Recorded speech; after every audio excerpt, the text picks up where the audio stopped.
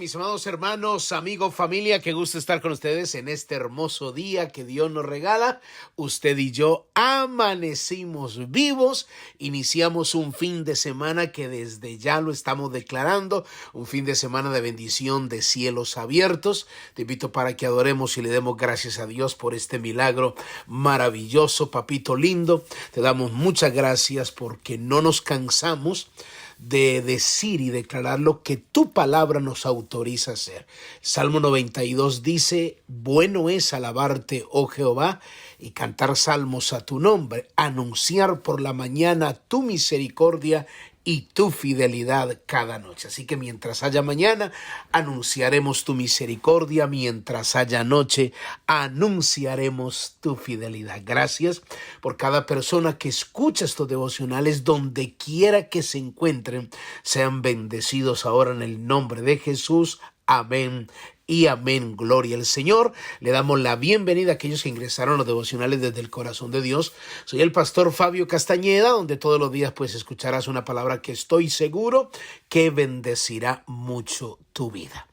Muy bien, mis amados hermanos, continuamos con esta enseñanza bajo el tema 7 columnas que sostendrán tu casa. Estamos en la 5ª columna: no juzgues a nadie. No juzgues a nadie.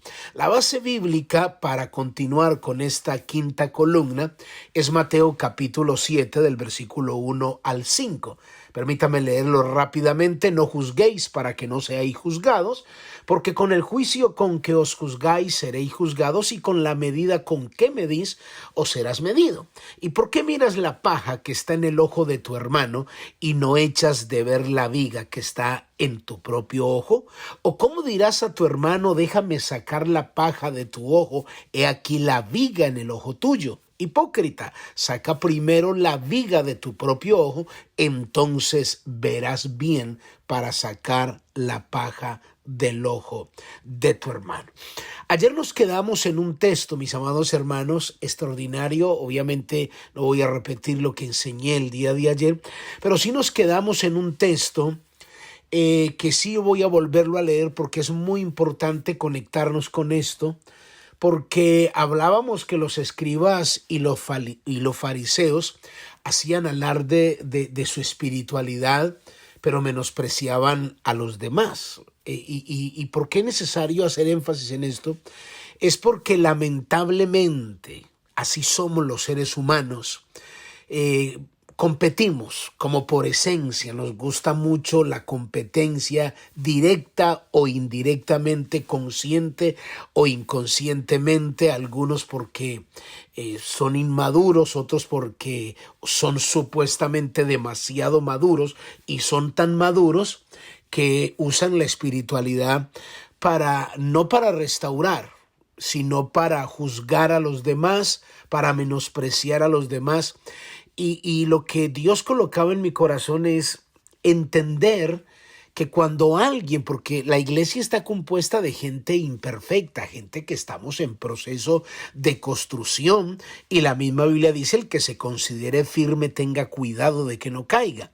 Entonces es muy importante entender que a veces hay cristianos que de verdad han alcanzado cierto nivel espiritual, han madurado, han avanzado, han crecido teológicamente en muchos aspectos, pero en vez de ser más humildes se vuelven como más arrogantes y prepotentes. ¿Por qué cree usted que la Biblia dice en Gálatas capítulo 6, Pablo exhortándole a la iglesia de los Gálatas, y les dice en Gálatas capítulo 1, les dice, capítulo 6 versículo 1 dice: hermanos, si alguno fue sorprendido en alguna falta, vosotros que sois espirituales, restauradle con espíritu de mansedumbre, considerándote a ti mismo, no sea que tú también seas tentado. O sea, note que se lo está diciendo a alguien muy espiritual. Se lo está diciendo a gente que ya ha alcanzado cierto nivel espiritual, que en el momento no ha fallado, que en el momento no ha caído.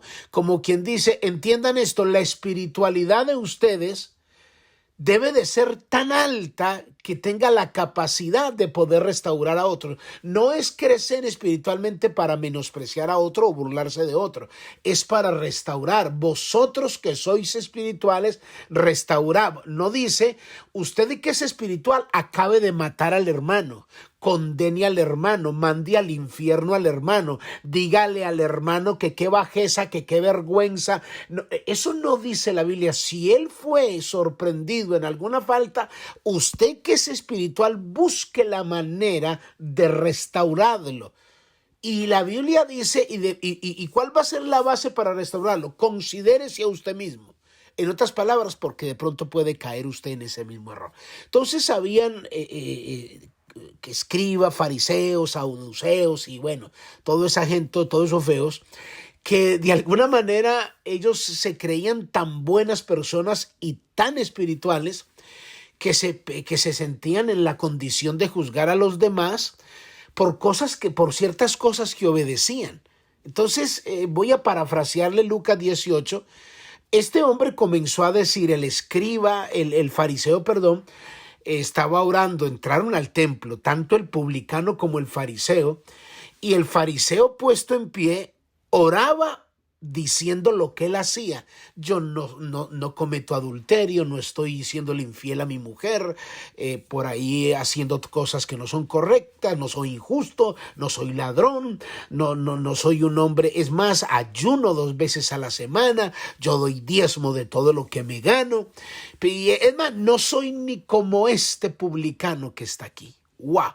Entonces a mí lo que me impresiona, que fue en lo que nos quedamos ayer, ¿cómo es posible que Dios no está justificando a un hombre que dice, o sea, está bien, no es injusto, no es adúltero, ayuna, diezma, tremendo hombre, y después de que terminó la oración no salió justificado, sino humillado? Imagínese eso. A pesar de todo lo que hacía. ¿Por qué? Porque estaba teniendo una espiritualidad que no es conforme al corazón de Dios. Entonces hay personas, obviamente como los escribas y los fariseos, que piensan que el juzgar a otros, el hacerse más justos, es mirando los defectos de los demás. Y por supuesto juzgándoles porque no cumplen o no llenan sus expectativas.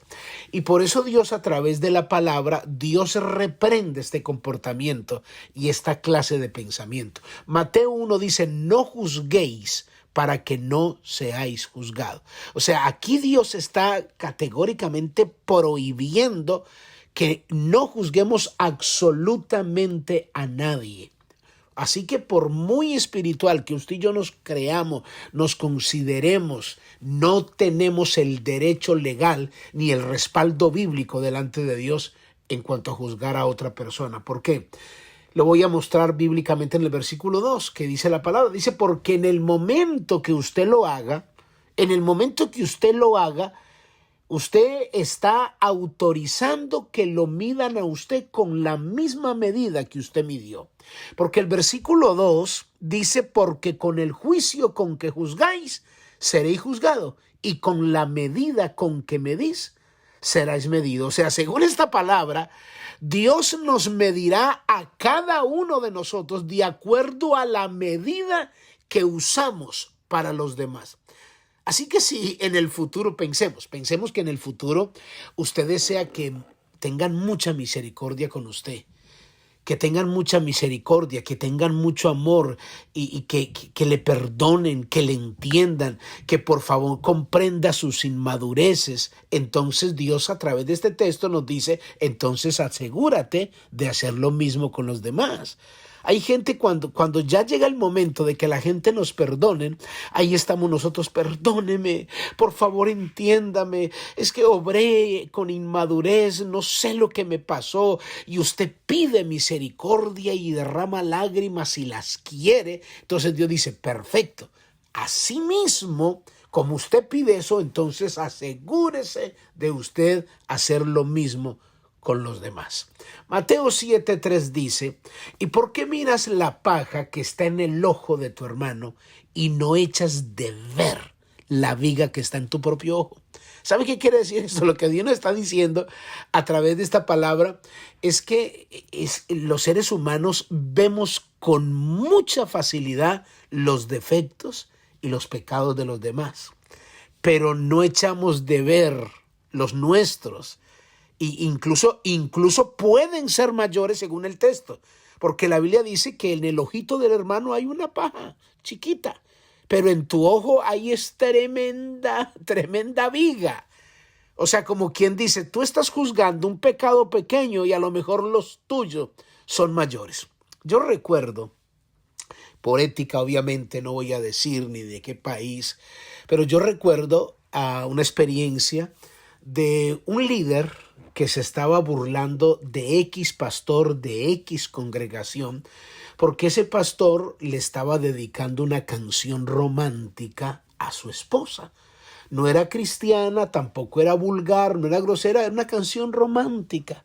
Y él ahí mismo comenzó a juzgar y a decir, wow, qué vergüenza, todo un pastor, es que cantándole una canción mundana a su esposa, qué vergüenza. O sea, entonces ese muchacho, ese líder lanzó el juicio contra ese pastor de X congregación, pero con el tiempo se descubrió que él tenía una hermanita en embarazo de la iglesia y la tenía en embarazo.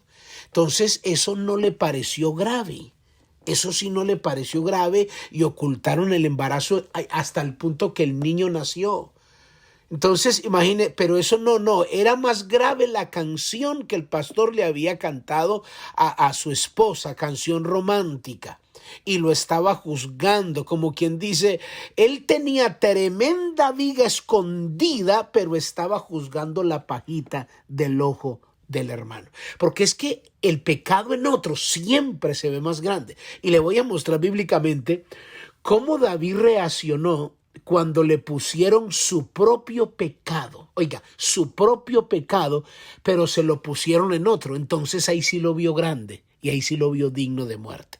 La Biblia registra en 2 de Samuel capítulo 12 una historia que Natán el profeta fue donde David y le da esta ilustración.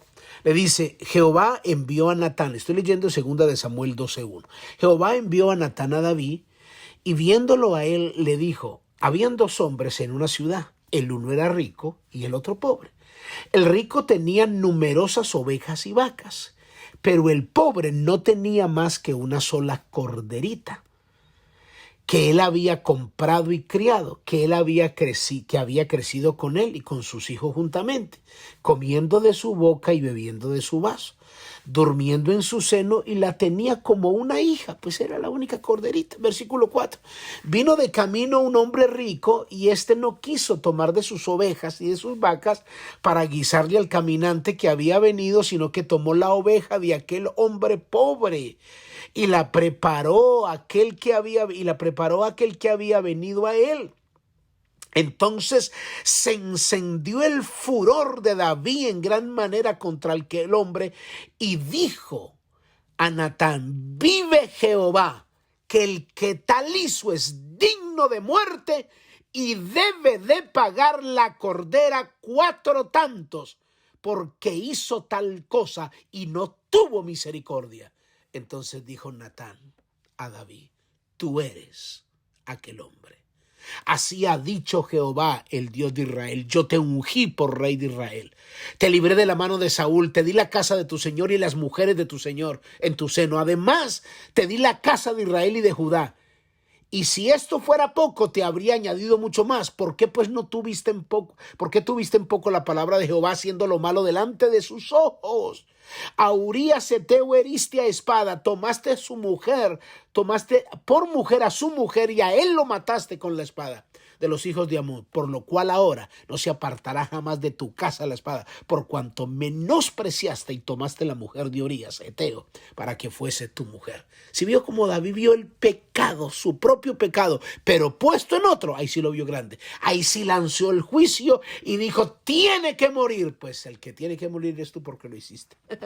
Por eso es muy delicado juzgar. Yo te invito a que oremos y mañana continuamos. Padre, yo te doy gracias por tu palabra en el nombre de Jesús. Amén y amén. Muy bien, mis amados hermanos, amigos, familia, cuídense mucho. Bendiciones. Bye bye.